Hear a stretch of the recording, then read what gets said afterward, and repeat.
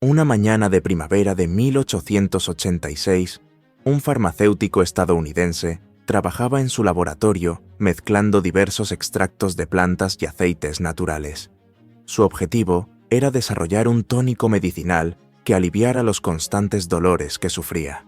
Sin saberlo, ese día dio forma a la fórmula que, con el tiempo, se transformaría en la bebida más exitosa e influyente del planeta.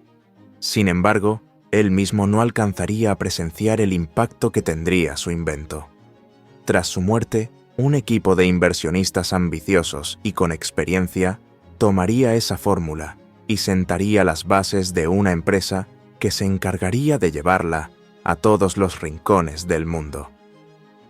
Actualmente, dicha compañía se ubica entre las más grandes y poderosas, con un valor de mercado que supera los 240.000 millones de dólares y ventas anuales por encima de los 45.000 millones.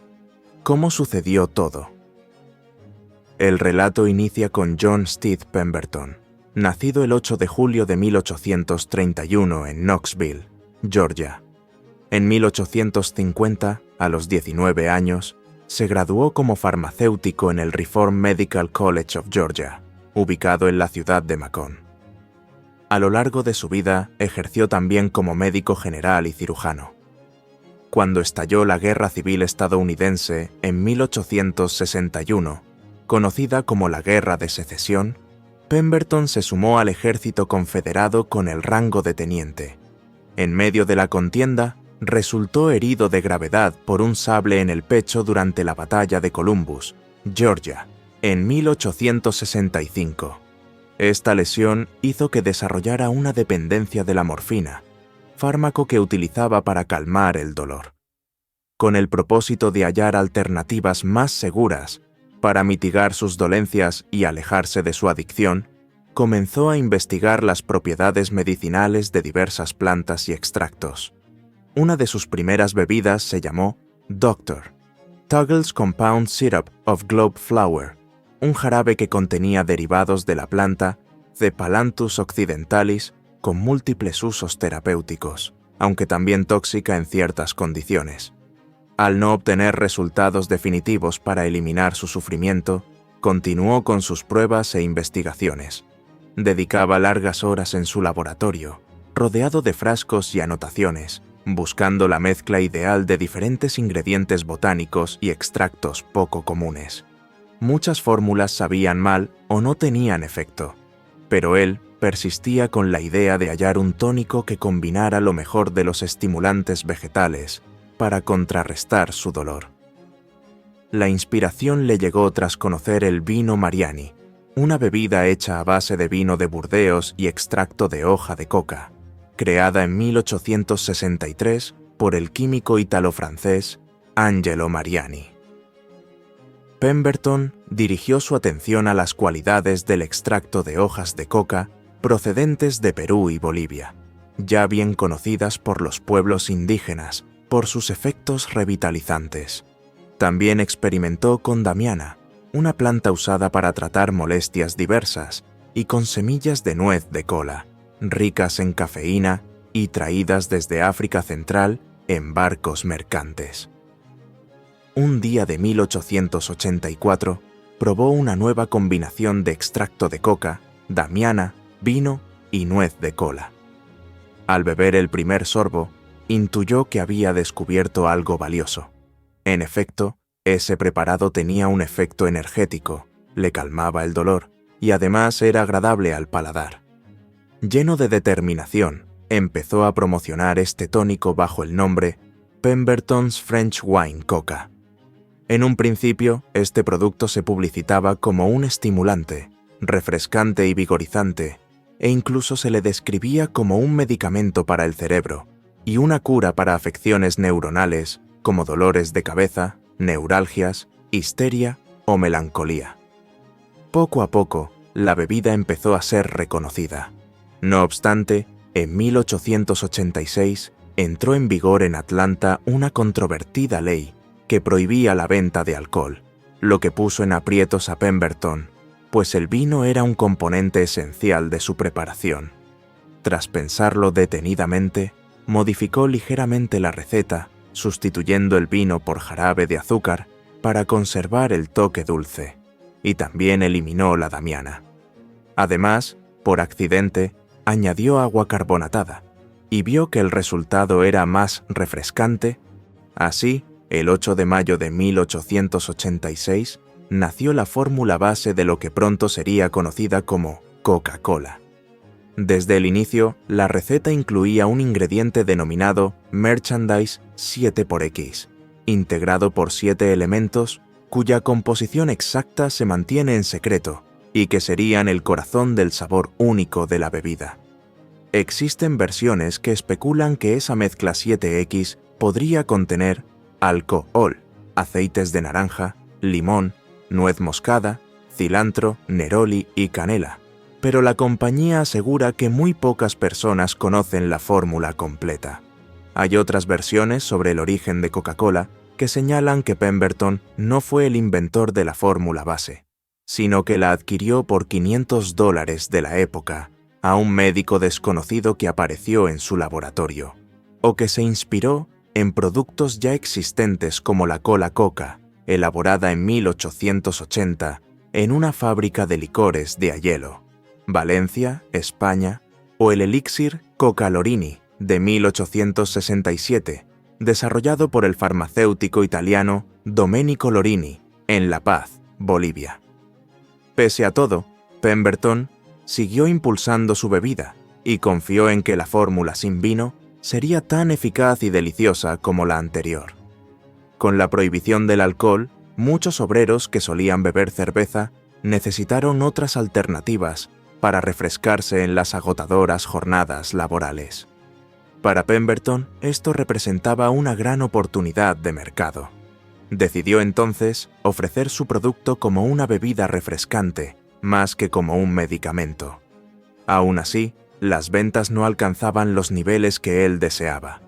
Consciente de la necesidad de un buen apoyo comercial para expandir su joven negocio, sumó a su equipo a Frank Robinson, su contador, quien se convirtió en socio y comprendió el potencial de la bebida, poniéndose manos a la obra para popularizarla. El primer gran aporte de Robinson fue cambiar el nombre de Pemberton's French Wine Coca a Coca-Cola, un término corto, fácil de pronunciar y recordar. Acto seguido, diseñó de su puño y letra el logotipo que hoy conocemos, con letras elegantes, curvas y las dos C en mayúscula, evocando el frescor y la energía de la bebida. Finalmente, creó materiales publicitarios que destacaban las cualidades vigorizantes y refrescantes de Coca-Cola. Estas decisiones fueron cruciales en la historia de la marca, al punto de que tanto el nombre como el logotipo se mantienen casi idénticos en la actualidad y representan activos sumamente valiosos. Para darle identidad, Robinson eligió el nombre Coca-Cola, basándose en los dos ingredientes restantes más importantes, las hojas de coca y las nueces de cola. Unir esas palabras creó un nombre distintivo, original y memorable, hasta llegar a ser una de las palabras más reconocidas a escala mundial. Es la segunda palabra más utilizada después de OK. El logotipo, por otra parte, fue confeccionado por Robinson, quien tenía excelente caligrafía y decidió mantener las dos C en mayúsculas porque resaltaban visualmente. Junto con Pemberton, negociaron con la popular farmacia de Jacob en Atlanta, que pasó a ser el primer lugar donde se vendió oficialmente Coca-Cola. El modelo de negocio de la época consistía en suministrar el jarabe a farmacias y fuentes de soda para que, añadiendo agua carbonatada, se preparase la bebida al instante. Así se protegía el secreto de la fórmula y se aseguraba un producto fresco.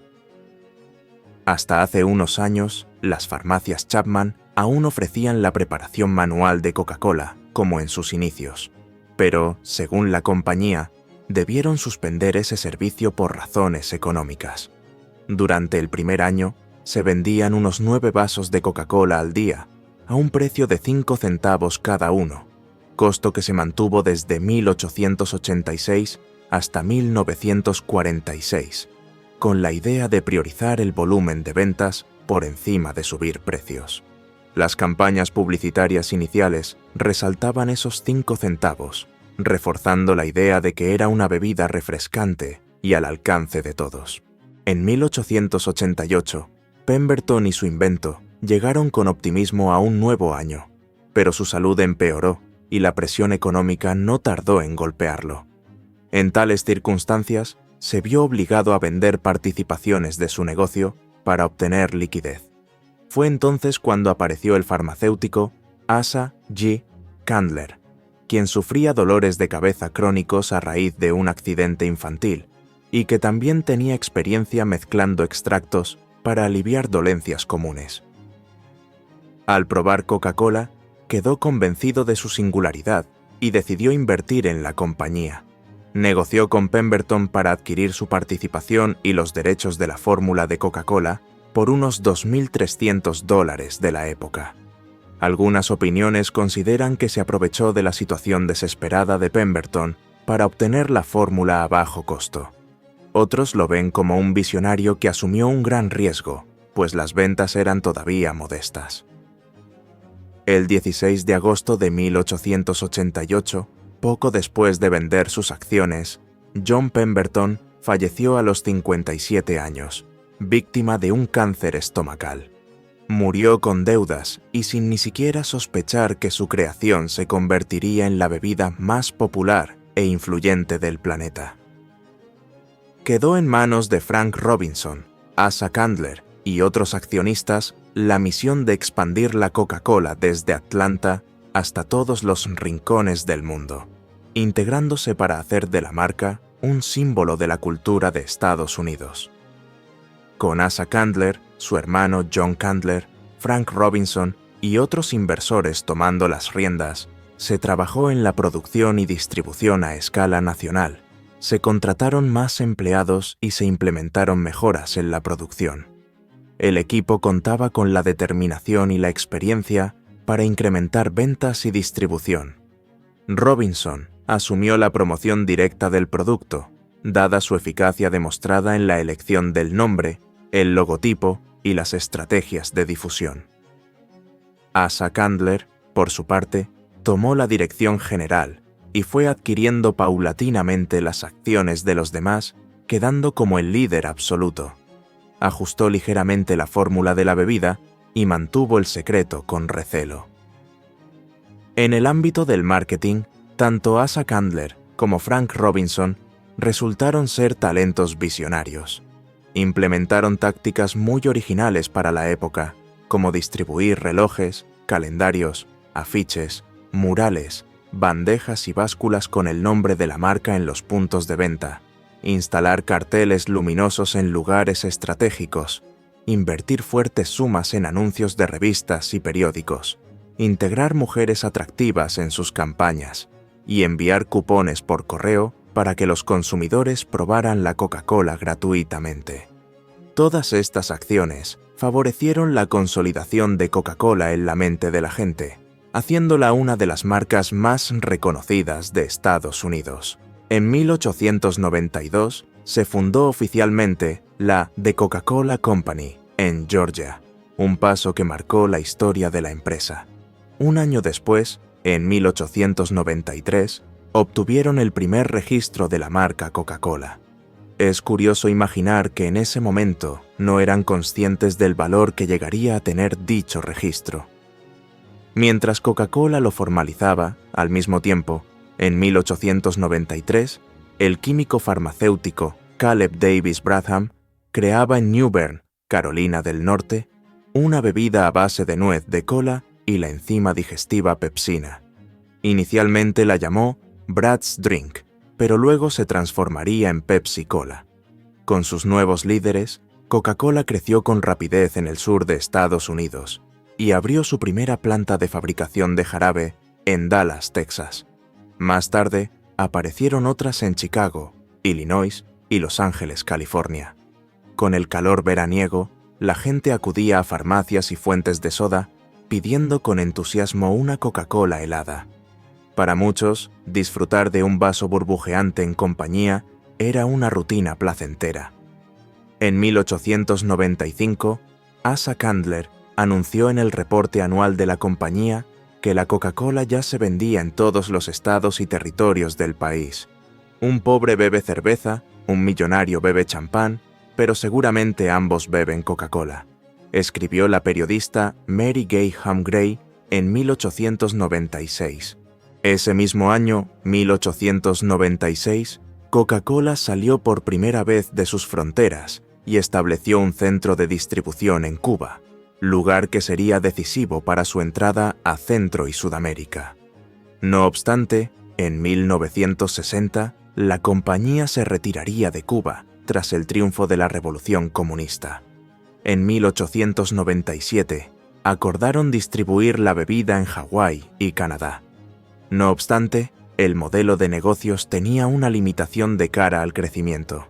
Dependía de farmacéuticos y de encargados de fuentes de soda para mezclar el producto final, lo que reducía el mercado potencial y complicaba su expansión. Ya en 1888 se había intentado embotellar la Coca-Cola, pero el producto se descomponía con la luz. En 1894, Joseph Bidenharn, dueño de una confitería en Vicksburg, Mississippi, fue quien embotelló la bebida por primera vez, enviando un lote de 12 botellas a Candler para intentar persuadirlo. A Candler no le interesó la propuesta. 5 años después, en 1899, 2 abogados de Chattanooga, Tennessee, Benjamin Thomas y Joseph Whitehead, presentaron de nuevo la idea de embotellar Coca-Cola para llegar a más gente. Candler, convencido de que la producción de botellas era costosa y se alejaba de su enfoque principal, se mostró escéptico. Entonces, los abogados le propusieron un modelo de franquicia en el que ellos asumirían la inversión y el riesgo, mientras Coca-Cola percibiría ganancias sin mayor esfuerzo. Candler accedió y vendió los derechos para embotellar por la suma simbólica de $1. Ese modelo de franquicia es hoy la piedra angular del crecimiento de la compañía. Coca-Cola produce el jarabe secreto y lo distribuye a plantas embotelladoras que, a su vez, preparan y comercializan el producto final. En las 2 décadas siguientes, el número de plantas embotelladoras aumentó de 1 a más de 1000 para satisfacer la demanda creciente. Se instalaron en grandes ciudades de Estados Unidos y Canadá, además de países estratégicos como Cuba y Panamá. En 1900, la marca llegó al Reino Unido, siendo este el primer país europeo en recibirla. Ese año, la intérprete de Music Hall Hilda Clark fue la primera personalidad famosa en protagonizar publicidad de Coca-Cola. En 1902, la compañía decidió eliminar el extracto de coca de su fórmula, pese a que no estaba prohibido todavía y muchos productos continuaban usándolo. La explicación podría hallarse en la creciente preocupación del público sobre su consumo. Para compensar la retirada del extracto, la empresa aumentó la cafeína de la mezcla, algo que después le traería complicaciones. A partir de ese momento, Coca-Cola dejó de promocionarse como producto medicinal. Hasta el día de hoy, se debate si contiene una mínima cantidad de hoja de coca. La compañía lo niega categóricamente. En 1904, las ventas anuales alcanzaban 1 millón de galones, prueba del vertiginoso crecimiento de la empresa. 2 años más tarde, en 1906, se aprobó en Estados Unidos la Ley de Alimentos y Medicamentos, que prohibía el etiquetado engañoso y la adulteración de productos. El gobierno denunció a Coca-Cola por el exceso de cafeína y por usar la palabra coca en el nombre, cuando ya no incluía el extracto de la planta. El pleito legal se prolongó más de 10 años y el gobierno pretendía que Coca-Cola retirase la cafeína y cambiara su nombre. Finalmente, Coca-Cola ganó el juicio al argumentar que no había pruebas concluyentes de la toxicidad de la cafeína y que Coca-Cola ya era una palabra con significado propio. Aún así, se acordó de manera voluntaria limitar la cantidad de cafeína. En 1907, la compañía lanzó una serie de anuncios con figuras destacadas del béisbol. Así comenzó su tradición de marketing deportivo. Para 1911, el presupuesto anual destinado a publicidad rebasó por primera vez el $1.000.000. Frank Robinson se retiró en 1914, después de haber marcado profundamente la historia publicitaria de la marca. Permaneció en la junta directiva algunos años. A mediados de la década de 1910, Coca-Cola topó con un nuevo problema: la gran diversidad de diseños de botellas en las embotelladoras, que confundía a los consumidores. Además, habían surgido cientos de productos imitadores que incluían el término cola o un nombre parecido a Coca-Cola para aprovechar su fama. Asa Candler intentó solucionarlo con etiquetas en forma de rombo, pero se caían y eran fácilmente copiables. En 1915 lanzó un concurso para diseñar una botella distintiva, reconocible incluso a oscuras o rota, cómoda al agarre y que no se pareciera a otras.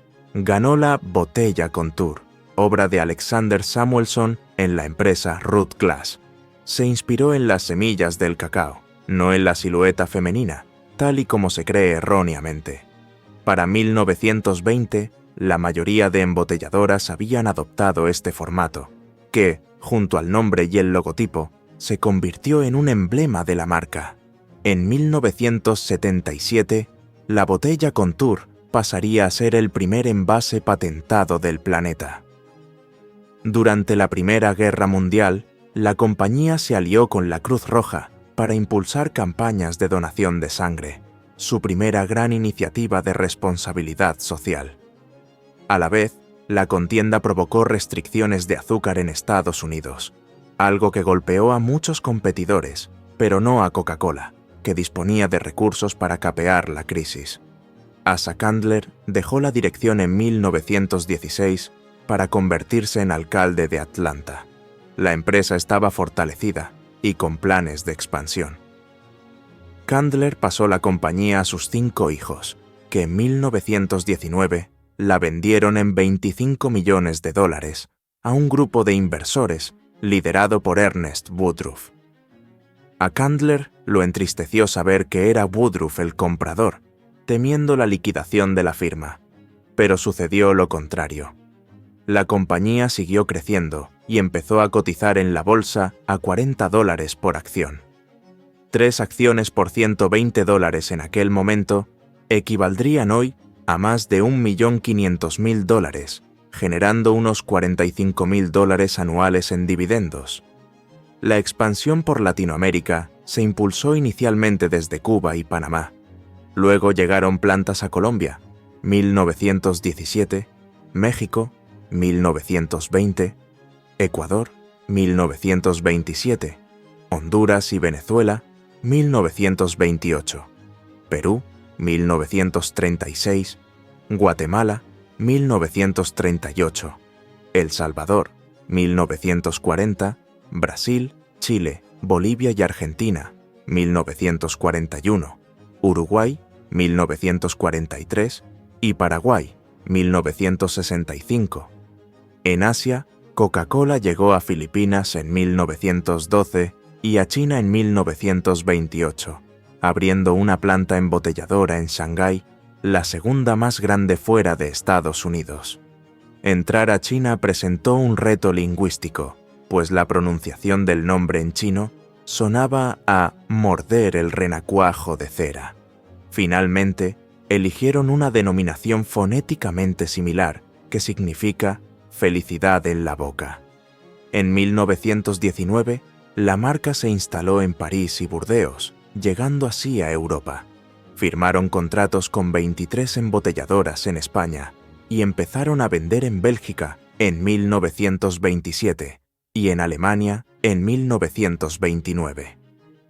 A principios de los años 20, Coca-Cola enfrentó intoxicaciones en Europa por no advertir que los tapones de corcho debían esterilizarse y que el agua debía ser pura y no alcalina. Se producía una reacción bacteriana que tornaba el líquido nocivo. En 1923, Robert Woodruff, hijo de Ernest, fue nombrado presidente de la compañía y se mantuvo en el cargo durante décadas. Creó The Coca-Cola Export Corporation para llevar el sistema de embotellado al ámbito internacional y dio con un invento clave para que la bebida llegara a más hogares: el six-pack, paquete de 6 botellas, facilitando su transporte para cualquier ocasión. Entretanto, Pepsi-Cola estaba en quiebra en 1923 y Coca-Cola tuvo la oportunidad de adquirirla, pero no lo creyó conveniente. La competencia, sin embargo, surgiría con fuerza más tarde.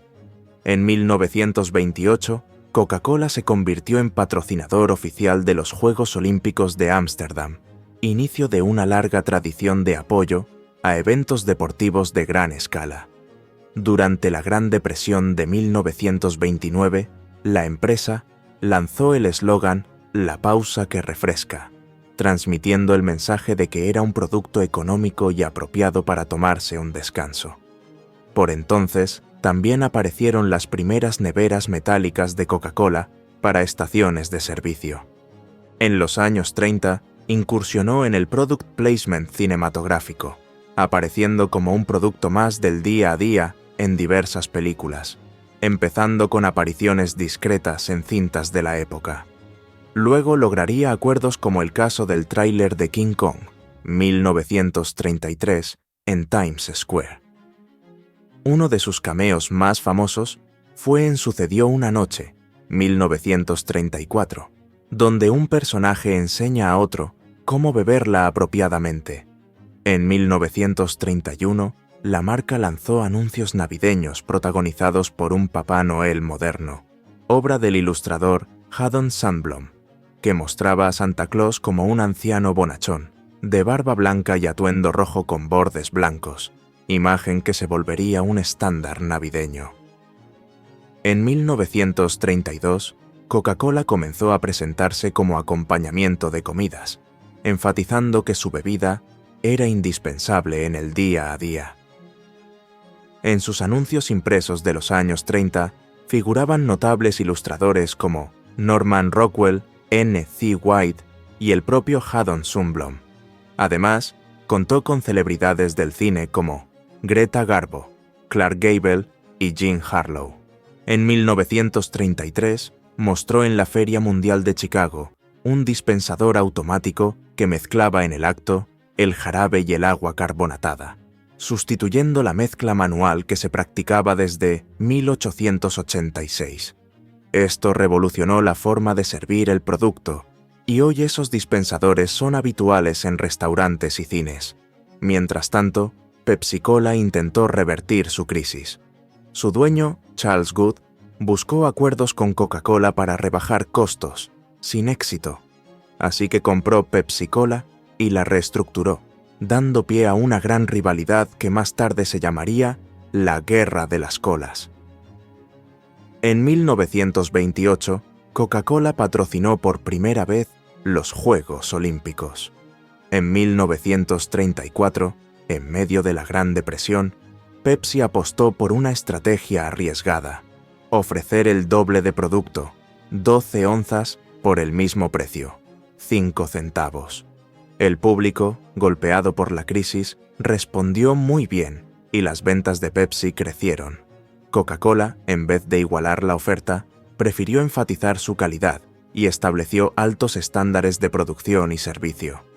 Así, quedó la percepción de que Pepsi era la versión barata. En 1936, Letty Pate Evans se convirtió en la primera mujer en entrar a la junta directiva de la compañía, siendo pionera en grandes corporaciones. Cuando estalló la Segunda Guerra Mundial en 1939, Coca-Cola era ya una de las empresas más fuertes del mundo. Se convirtió en parte del esfuerzo de guerra. El presidente de la compañía aseguró que cada soldado estadounidense recibiría una Coca-Cola de 5 centavos, sin importar el coste o la ubicación. Para lograrlo, crearon un nuevo envase de lata y construyeron plantas portátiles en colaboración con el ejército, repartiendo millones de botellas mensualmente en los frentes de batalla. En Alemania, antes de la guerra, la compañía contaba con más de 40 fábricas, y vendía unos 5 millones de botellas al año. Una vez que Estados Unidos y Alemania se declararon mutuamente la guerra, Coca-Cola dejó de enviar jarabe al país europeo, de modo que Max Keith, responsable de la filial alemana, inventó Fanta usando ingredientes disponibles como suero de leche y endulzantes de frutas. El nombre surgió de un concurso interno, inspirándose en la palabra fantasy. Para 1943 se vendían 3 millones de botellas de Fanta al año. La Fanta con sabor a naranja apareció en 1955. No llegaría a Estados Unidos hasta 1960. En la década de 1940, la imagen de los soldados bebiendo Coca-Cola consolidó la marca como un símbolo cultural estadounidense y potenció sus ventas en el resto del mundo. También por entonces, la compañía percibió que el público empezaba a usar el diminutivo Coke. Aunque no les agradaba, aceptaron la realidad y lo incorporaron en sus campañas. En 1942 nació el personaje Sprite Boy, un duendecillo que aparecía en carteles, pósteres y relojes, muy popular hasta hoy. En 1945 registraron formalmente la marca Coke.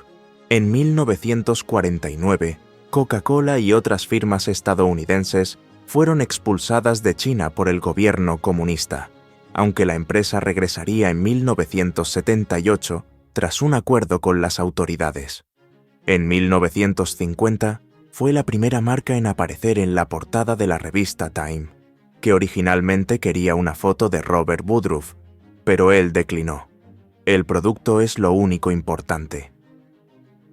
Ese año Coca-Cola hizo su primera aparición en la televisión, patrocinando un especial de CBS del Día de Acción de Gracias. Para 1953, la producción anual de Coca-Cola alcanzaba 2 millones de barriles y la inversión publicitaria rozaba los 30 millones de dólares. En 1955 llegaron las presentaciones King Size y Familiar, contrarrestando estrategias de rivales que ofrecían mayor volumen. También se firmó un acuerdo exclusivo con McDonald's para vender solo productos de Coca-Cola en sus restaurantes. En 1959, la filial de la marca en Alemania del Oeste desarrolló la Fanta de limón, que en 1961 se introdujo en el mercado estadounidense con el nombre Sprite. En 1960, Coca-Cola adquirió Minute Maid, compañía de zumos congelados, y más tarde Duncan Foods, productora de café. Así nació The Minute Maid Company, la división de alimentación. En 1963 lanzó Tab, una de sus primeras bebidas bajas en calorías, endulzada inicialmente con ciclamato, hasta que este fue prohibido en 1969 por riesgo cancerígeno. Tab fue relativamente exitosa, pero sus ventas se redujeron con el tiempo y dejó de producirse en diciembre de 2020.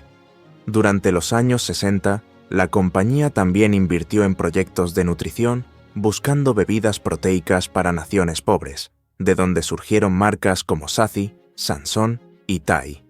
En 1969, renovó su logotipo añadiendo una línea ondulante que representaba la silueta de la botella Contour. En 1970, presentó Olympid, bebida deportiva con elementos representativos del Comité Olímpico de Estados Unidos. Ya por entonces, estaba presente en 130 países y era la líder global en refrescos carbonatados. En 1971, en plena contracultura hippie y en medio de la guerra de Vietnam, lanzó la icónica campaña «Me gustaría comprarle una Coca-Cola al mundo». Hilltop, un mensaje de paz y unión que congregó a jóvenes de distintas culturas cantando en una colina. Fue un enorme éxito publicitario. La canción entró en las listas de éxitos musicales de varios países. Entrados los 70, Coca-Cola conservaba su dominio global sin amenazas serias. No obstante, su rival de antaño, Pepsi, revivió con fuerza en 1975 al estrenar la campaña Desafío Pepsi, que consistía en catas a ciegas donde, con frecuencia, la gente prefería el sabor más dulce de la Pepsi, sin saber qué marca probaban. Inicialmente, Coca-Cola no se inquietó, pero al ver que las ventas de Pepsi subían y las suyas descendían, tuvo que responder. En 1981, asumió la presidencia de Coca-Cola Roberto Goizueta, un cubano exiliado tras la revolución. Había escalado posiciones gracias a su ingenio comercial, proponiendo, por ejemplo, reemplazar el azúcar por jarabe de maíz de alta fructosa para recortar costos sin alterar el sabor. Al inicio de su gestión, la empresa sacó Coca-Cola Cherry en 1982 y la Diet Coke o Coca-Cola Light para competir con la Diet Pepsi, y lanzó la campaña La elección de América. Mientras, Pepsi contraatacaba con acuerdos millonarios con Madonna, Michael Jackson o Michael J. Fox, promocionando la Next Generation, dirigida a los jóvenes. Desesperada, Coca-Cola hizo pruebas de sabor y descubrió que la razón de la preferencia por Pepsi era su dulzura, un 7% mayor. Decidió dar un paso muy arriesgado, cambiar su fórmula.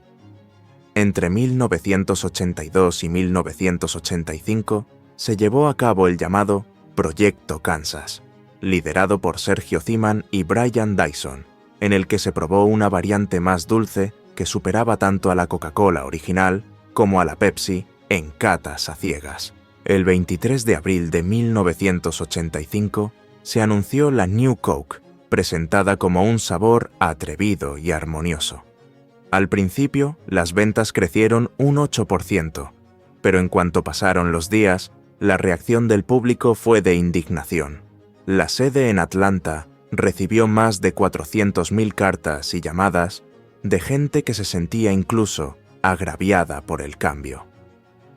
Muchos exigían el regreso de la fórmula tradicional y se formaron organizaciones ciudadanas para presionar a la empresa. Pepsi aprovechó para burlarse con anuncios que mostraban a consumidores decepcionados probando la New Coke y enamorándose de Pepsi. En ese lapso, Pepsi logró quitarle a Coca-Cola un 14% de la cuota de mercado. Al ver la catástrofe, Coca-Cola dio marcha atrás. El 10 de julio de 1985, menos de 3 meses después, anunció el regreso de la receta clásica, rebautizándola Coca-Cola Classic. La New Coke se siguió vendiendo hasta 1992 como Coca-Cola 2. Paradójicamente, este error terminó beneficiando a Coca-Cola, pues generó una publicidad masiva y revivió la pasión de los consumidores por la fórmula original, impulsando las ventas. La gente especuló que todo estaba calculado, pero Donald Keough, de Coca-Cola, afirmó: «No somos tan tontos para lo uno ni tan inteligentes para lo otro». En cuanto a la guerra de las colas, ambas compañías salieron ganando. Pepsi se afianzó como segunda marca mundial y Coca-Cola fortaleció la fidelidad de sus clientes. La rivalidad entre ambas continuó en otros ámbitos, como en la Unión Soviética. Pepsi logró exclusividad con ayuda del presidente Richard Nixon. O en China, Coca-Cola movió hilos para dificultar la entrada de Pepsi. También se han denunciado casos de espionaje industrial. En los 90, Coca-Cola lanzó el famoso comercial Always Coca-Cola, con un jingle que se convirtió en su sonido característico. En 1992, aparecieron los osos polares en anuncios animados, volviéndose un ícono navideño y protagónicos en comerciales como auroras boreales. El trabajo de animación era tan complejo que requería meses de producción. Mientras tanto, la empresa continuó invirtiendo en innovación y marketing, posicionando sus productos como parte de la vida cotidiana en prácticamente todo el mundo. En 2009, la marca Coca-Cola superó la cifra de 1.000 millones de valor, consolidándose como una de las marcas más valiosas de la historia. Al cierre de la primera década de los 2000, se popularizó la campaña Destapa la felicidad, muy exitosa en Latinoamérica, sobre todo en México, uno de sus principales mercados. En 2011 llegó la campaña global Comparte una Coca-Cola con, donde las etiquetas mostraban nombres o apodos. El efecto viral fue impactante. La gente buscaba botellas con sus propios nombres y los compartía en redes sociales, convirtiéndose en embajadores espontáneos de la marca. En 2023, Coca-Cola lanzó su primer anuncio creado con IA, titulado Masterpiece. Muestra a un estudiante somnoliento en un museo, a quien las obras de arte ayudan pasándose una botella de Coca-Cola de cuadro en cuadro hasta llegar a sus manos. Esta innovación refuerza su imagen de compañía que no teme experimentar, generando repercusión mediática. Hoy día, The Coca-Cola Company supera los $240 millones en valor de mercado. Factura más de 45.000 millones al año. Emplea a más de 700.000 personas y cuenta con más de 24 millones de puntos de venta en más de 200 países. A diario, se consumen más de 1.900 millones de unidades de sus productos, siendo el refresco más vendido globalmente. Aparte de Coca-Cola, la firma posee otras 500 marcas, con unas 3.500 variedades de productos, aguas, jugos, tés, bebidas deportivas, snacks, etc. Claves del éxito de Coca-Cola. 1. Receta única. Desde 1886, la fórmula original se guarda en secreto, ofreciendo un sabor inconfundible. Ese aire de misterio y exclusividad ha contribuido a diferenciarla de sus competidoras. 2. Marketing y publicidad. Ha sido pionera en innumerables campañas publicitarias que conectan emocionalmente con la gente, fortaleciendo la lealtad hacia la marca. Para muchos expertos, Coca-Cola es la reina del marketing emocional, asociando la bebida con la felicidad y la cercanía. Tercera distribución global. Su amplia red de distribución garantiza disponibilidad en casi cualquier lugar del mundo, excepto contados países donde está prohibida o no está presente oficialmente. Cuarta, adaptación y diversificación. Aunque se la conoce por su gaseosa principal, la empresa ha agregado a su portafolio numerosas líneas de bebidas y aperitivos para satisfacer diferentes gustos. 5. Relaciones públicas y responsabilidad corporativa.